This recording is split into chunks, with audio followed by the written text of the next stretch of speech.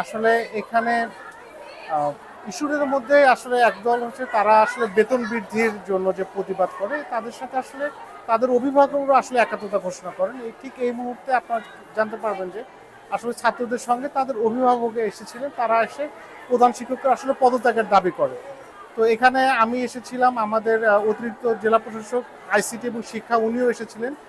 উনি আসলে আমরা ওনাদের বক্তব্য শুনলাম, অভিভাবকদের বক্তব্য শুনলাম, তাদের ছাত্রদের বক্তব্য শুনলাম। তারা জেলা প্রশাসক মহোদয় বরাবর একটি লিখিত অভিযোগ দিয়েছেন এবং এডিসি আইসিটি উনি বলেছেন যে উনি জেলা প্রশাসক মহোদয় স্যার বরাবর এটি তাদের যে অভিযোগটি স্যারের কাছে পৌঁছে দেবেন এবং একটা তদন্ত কমিটি হবে এবং ওনারা তদন্ত করে বিষয়টির সিদ্ধান্ত নেবেন।